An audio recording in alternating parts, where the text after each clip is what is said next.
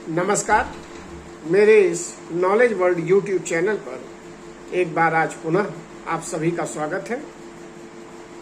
आज हम लोग चर्चा करते हैं बीए पार्ट 1 सेकेंड सेमेस्टर में राजनीति विज्ञान विषय के अंतर्गत सेकेंड पेपर जो कि भारतीय राष्ट्रीय आंदोलन से संबंधित है, उसमें सविनय अवज्ञा आंदोलन की। सविनय अवज्ञा आंदोलन भारतीय राष्ट्रीय आंदोलन में क्यों महत्वपूर्ण था, इस आंदोलन को शुरू करने के पीछे क्या कारण थे, इस आंदोलन का भारतीय राष्ट्रीय आंदोलन पर क्या प्रभाव पड़ा,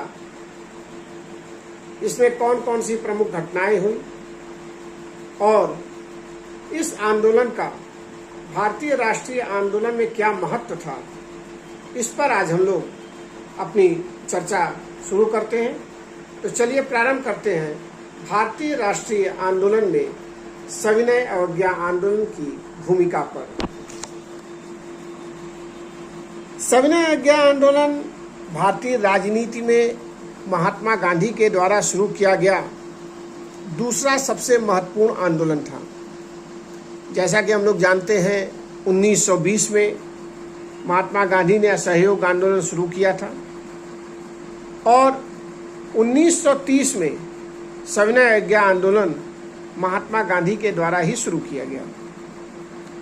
लेकिन इस आंदोलन के शुरू होने के पहले देश की कुछ ऐसी परिस्थिति थी जिसके कारण विवश होकर महात्मा गांधी को यह आंदोलन प्रारंभ करना पड़ा।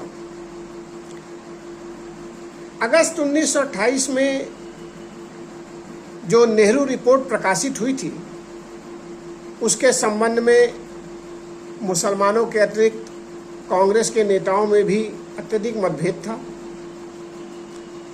पंडित जवाहरलाल नेहरू, सुभाष चंद्र बोस जैसे नवयुवक नेता अपनी पूर्ण स्वराज की मांग पर दृढ़ थे और वहीं पंडित जवाहरलाल नेहरू के पिता मोतीलाल नेहरू जैसे पुरानी पीढ़ी के नेता तत्कालीन परिस्थितियों में औपनिवेशिक स्वराज की मांग को ही उचित समझ रहे थे। कांग्रेस में इसी मतभेद के कारण जब दिसंबर 1928 में कांग्रेस का अधिवेशन कलकत्ता में हुआ तो ऐसा लग रहा था कि शायद इस रिपोर्ट को लेकर कांग्रेस में विघटन हो जाएगा और नेहरू रिपोर्ट के संबंध में कोई निर्णय नहीं लिया जा सकेगा।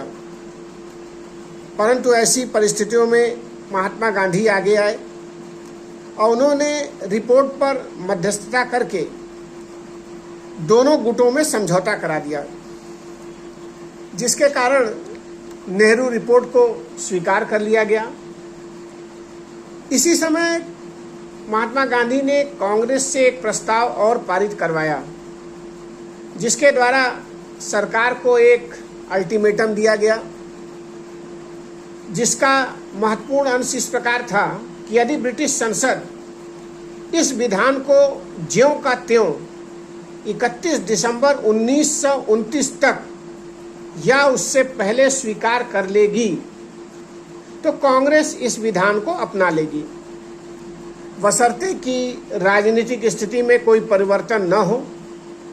लेकिन यदि इस तिथि तक ब्रिटिश संसद इसे स्वीकार नहीं करेगी या इसके पहले ही अस्वीकार कर देगी तो फिर कांग्रेस देश को कर बंदी की सलाह देकर अन्य उपायों के आधार पर, जिसे वह बाद में निश्चित करेगी, अहिंसात्मक असहयोग आंदोलन चलाएगी। इस अल्टीमेटम के आधार पर कांग्रेस को यह उम्मीद थी कि शायद ब्रिटिश सरकार इसे मान लेगी। लेकिन ब्रिटेन में जब सत्ता परिवर्तन हुआ और लेबर पार्टी की सरकार बनी तो उसने भारतीयों की मांगों को ध्यान नहीं दिया और नेहरू रिपोर्ट सफल न हो सकी, जिसके कारण देश में चारों ओर उत्तेजना का वातावरण हो गया। और ऐसी स्थिति में महात्मा गांधी को यह लगने लगा कि अब ब्रिटिश सरकार का विरोध अवश्यंभावी है और इसी परिप्रेक्ष्य में सविनय अवज्ञा आंदोलन शुरू करने का निश्चय किया गया। तो एक तरह से कहा जाए तो नेहरू रिपोर्ट की असफलता ने सविनय अवज्ञा आंदोलन को शुरू करने में महत्वपूर्ण भूमिका निभाई। इसके अतिरिक्त कुछ और भी कारण थे जो कि सविनय अवज्ञा आंदोलन के लिए उत्तरदायी थे। इसमें था उस समय देश की शोचनीय आर्थिक स्थिति। 1930 के आसपास देश में भारी मंदी और व्यापक बेरोजगारी का वातावरण था, जिसको लेकर भारतीयों में असंतोष व्याप्त था। मजदूर वर्ग, व्यापारी वर्ग, किसान वर्ग और यहाँ तक कि सामान्य जनता भी इससे परेशान थी। सरकार ने भी गांधी जी की न्यूनतम मांगों को अस्वीकार कर दिया था। ऐसी स्थिति में महात्मा गांधी के सामने कोई और विकल्प नहीं था और उन्होंने यह निर्णय लिया कि इस आंदोलन को प्रारंभ किया जाए। दूसरा जो एक और कारण था वो था देश में उस समय काफी असंतोष ब्रिटिश सरकार के विरुद्ध था और इसका कारण था कि राजनीति में जो नवयुवक वर्ग था वो अधिक सक्रिय हो गया था। सरकार ने रुपए की कीमत 16 पैसे से बढ़ाकर 18 पैसे कर दी थी, जिससे इंग्लैंड को अधिक लाभ हुआ था। सरकार ने मजदूर संगठनों के नेताओं और अन्य लोगों पर मेरठ षड्यंत्र का अभियोग लगाकर उन्हें गिरफ्तार कर लिया था, जिससे मजदूर वर्ग भी उत्तेजित हो गया था। सरदार भगत सिंह और बटुकेश्वर दत्त के क्रांतिकारी कार्यों और लाहौर षड्यंत्र के कारण भारत का राजनीतिक वायुमंडल काफी अशांत हो गया था। यहाँ तक कि जो दिसंबर 1928 के कलकत्ता अधिवेशन में गांधी जी द्वारा सरकार को अल्टीमेटम दिया गया था, उस पर भी ब्रिटिश सरकार ने कोई उत्तर नहीं दिया था। अतः ऐसी स्थिति में यह तय किया गया कि लाहौर अधिवेशन के पूर्व इस संदर्भ में कोई ठोस निर्णय लिया जाएगा। तीसरा जो कारण था सविनय अवज्ञा का वह था 1929 का लाहौर अधिवेशन। कांग्रेस को अभी तक यह स्पष्ट हो गया था कि भारतीयों के प्रति ब्रिटिश सरकार की नीति में कोई परिवर्तन नहीं हुआ है। अतः भारी निराशा और असंतोष के वातावरण में पंडित जवाहरलाल नेहरू की अध्यक्षता में दिसंबर 1929 को लाहौर में कांग्रेस का अधिवेशन आयोजित किया गया। इस अधिवेशन में 31 दिसंबर 1929 की रात्रि को 12 बजे रावी नदी के तट पर भारत का तिरंगा झंडा फहराया गया और पहली बार कांग्रेस ने पूर्ण स्वाधीनता का प्रस्ताव पारित किया। कांग्रेस के विधान की पहली धारा में स्वराज शब्द का पूर्ण स्वाधीनता उल्लेख किया गया और नेहरू रिपोर्ट वापस लेने तथा पूर्ण स्वाधीनता की प्राप्ति हेतु जनता का आह्वान किया गया। इस अधिवेशन में यह भी निश्चय किया गया कि 26 जनवरी का दिन स्वाधीनता दिवस के रूप में मनाया जाएगा। साथ ही आवश्यकता पड़ने पर सविनय अवज्ञा आंदोलन प्रारंभ करने का अधिकार कांग्रेस कार्य समिति को दे दिया गया। एक और जो प्रमुख कारण था वह था कि इंग्लैंड में लेबर पार्टी की सरकार सत्ता में आई थी, जो कि मई 1929 में थी। जब लेबर पार्टी की सरकार की स्थापना हुई तो भारतीयों को लेबर पार्टी की सरकार से बहुत आशाएं थी, लेकिन भारत के संबंध में ब्रिटेन की नीति में कोई परिवर्तन नहीं हुआ। ब्रिटिश प्रधानमंत्री मैकडोनल्ड ने भारत को शीघ्र ही राष्ट्रमंडल में समानता का दर्जा दिए जाने की घोषणा की तथा भारत से गवर्नर को बातचीत के लिए इंग्लैंड बुलाया गया। इसके फलस्वरूप 31 अक्टूबर 1929 को गवर्नर लॉर्ड इरविन ने जो दिल्ली घोषणा की वह बहुत ही अस्पष्ट थी। इसमें भारत को औपनिवेशिक स्वराज प्रदान करने की कोई तिथि निश्चित नहीं की गई थी, जिससे भी भारत का जो नवयुवक क्रांतिकारी वर्ग था वह इस दिल्ली घोषणा से भी असंतुष्ट था। इसी दौरान 26 जनवरी 1930 को कांग्रेस ने पहला पूर्ण स्वाधीनता दिवस बहुत ही उत्साह से मनाया। इस समारोह में जनता ने बढ़ चढ़कर भागीदारी की और जनता ने यह माना कि स्वतंत्रता हमारा जन्मसिद्ध अधिकार है। अंततः कांग्रेस द्वारा 14 से 16 फरवरी 1930 को जो कांग्रेस कार्यकारिणी की एक बैठक साबरमती में हुई और इस बैठक में कांग्रेस ने एक प्रस्ताव पारित करके महात्मा गांधी को सविनय अवज्ञा आंदोलन प्रारंभ करने का संपूर्ण अधिकार दे दिया। परंतु महात्मा गांधी चाहते थे कि एक बार और ब्रिटिश सरकार से वार्ता की जाए और ब्रिटिश सरकार को एक और अवसर दिया जाए। इस संदर्भ में उन्होंने एक पत्र ब्रिटिश सरकार को लिखा और इस पत्र में उन्होंने 11 शर्तें ब्रिटिश सरकार के सामने रखी। उन्होंने कहा कि यदि इन 11 शर्तों को सरकार मान लेगी तो फिर गांधी जी और कांग्रेस सविनय अवज्ञा आंदोलन नहीं शुरू करेंगे। ये जो शर्तें थी इसमें कुछ शर्तें प्रमुख थी। पहला था कि पूर्ण नशाबंदी हो, साथ ही मुद्रा विनिमय में 1 रुपया 1 शिलिंग 4 पेंस के बराबर माना जाए, माल गुजारी आधी कर दी जाए और उसे विधानमंडल के नियंत्रण में रखा जाए, नमक पर लगने वाला कर बंद किया जाए, सैनिक व्यय में कमी की जाए, बड़े बड़े अधिकारियों के वेतन आधे कर दिए जाएं, विदेशी वस्तुओं पर तटकर लगाया जाए और देसी उद्योगों को संरक्षण प्राप्त हो, साथ ही तटीय व्यापार संरक्षण कानून पारित किया जाए। इसके अतिरिक्त यह भी शर्त थी कि हत्या या हत्या की चेष्टा में दंडित व्यक्तियों को छोड़कर सभी राजनीतिक बंदियों को रिहा कर दिया जाए और उन पर सभी मुकदमे वापस ले लिए जाएं। साथ ही खुफिया पुलिस तोड़ दी जाए या उसे जन नियंत्रण में रखा जाए। भारतीयों को आत्मरक्षा के लिए बंदूक आदि हथियारों का लाइसेंस दिया जाए। परंतु शासन ने गांधी जी के इन 11 प्रस्तावों या शर्तों को स्वीकार नहीं किया और इतना ही नहीं, सरकार के द्वारा कांग्रेसी कार्यकर्ताओं की गिरफ्तारी भी प्रारंभ कर दी गई। इसी समय सुभाष चंद्र बोस सहित अन्य 11 व्यक्तियों को 1 वर्ष की सजा भी दी गई। फिर भी गांधी जी ने एक और अवसर देने के लिए अपने एक अंग्रेज मित्र रेनाल्ड्स के हाथों एक पत्र वायसराय को भेजा।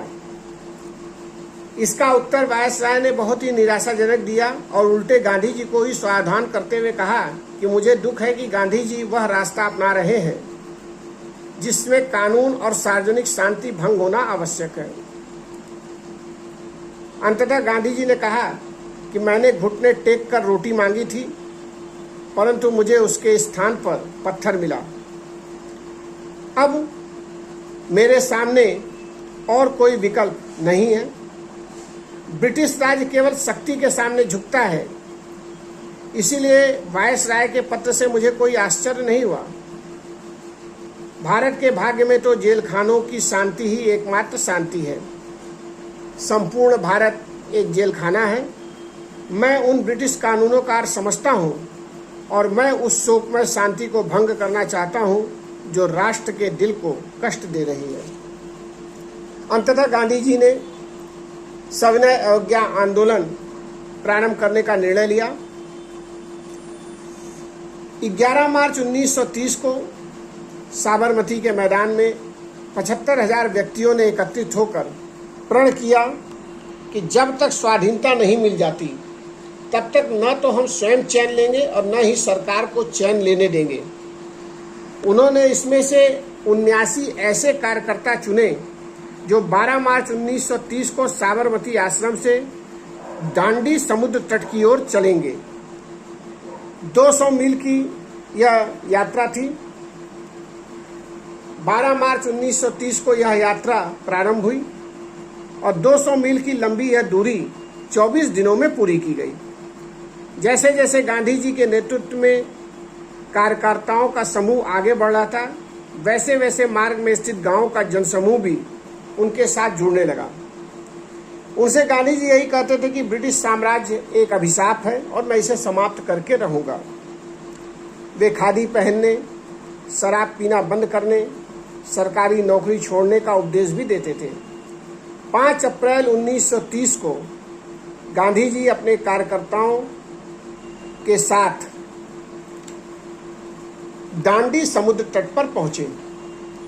अगले दिन 6 अप्रैल 1930 को प्रार्थना के पश्चात दांडी समुद्र तट पर गांधी जी ने स्वयं अपने हाथों से नमक बनाकर ब्रिटिश सरकार के नमक कानून को तोड़ा। इस प्रकार सविनय अवज्ञा आंदोलन की औपचारिक शुरुआत हुई। सविनय अवज्ञा आंदोलन का कार्यक्रम आगे चलकर पूरे देश में फैल गया। गांव-गांव में नमक कानून तोड़ा जाने लगा। महिलाओं द्वारा शराब, अफीम, विदेशी वस्तुओं की दुकानों पर धरना दिया जाने लगा।